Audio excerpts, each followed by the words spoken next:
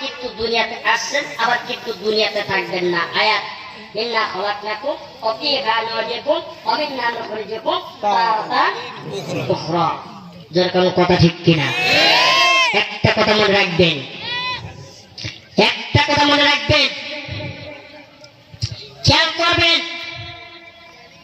আমার আপনার পেট নীতি চলবে না। যেরকম কথা ঠিক কিনা? ইসলামের আদর্শ নিয়ে চলতে হবে। ইসলাম যদি বাংলাদেশকে টিকে রাখতে হবে, একমাত্র জামাত ইসলামের মধ্যে জড়িত হতে হবে, জড়িত হতে হবে। যেরকম কথা ঠিক কিনা? যদি জামাত ইসলামের মধ্যে আপনারা জড়িত থাকেন, হয়তো দেশের উন্নতে নামাজের অগ্রসর হতে পারবেন, ভালোভাবে খাইতে পারবেন এবং নবীর আদর্শ নিয়ে থাকতে পারবেন। নবীর প্রেম নিয়ে সুন্দর পরিবেশ নিয়ে হাসতে হাসতে জান্নাতের মধ্যে যাবেন। যেরকম কথা ঠিক কিনা? এইরকম কেনা কেনা আছেন, একটু হাত তুলে দেখা। আল্লাহু আকবার, আল্লাহু আকবার। হাত হাজার এই দুনিয়াতে কিন্তু আসছিলাম না, আবার কিছু আসি, আবার কিন্তু থাকবো না। যেরকম কথা ঠিক কিনা? আমি কিন্তু আপনাদের ভিতরে আস্তে আস্তে ওয়াজগুলা শোনাবো, আপনারা কি চলে যাবেন? কিন্তু তার আগে আর একটা কথা বলি বাজার, আমার সে কিন্তু আপনার বেশি দামি। কেমন দামি আমি আপনাদেরকে বুঝা দিই। এই আল্লাহর মুসলমান, 1 কেজি পাথর আছে কিনা?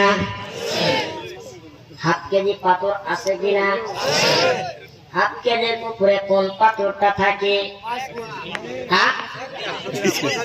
হাফ কেজির উপরে কোন পাথর? 200 গ্রামের উপর কোন পাথর? 100 গ্রামের উপর কোন পাথর? 50 এর উপর কোন পাথর?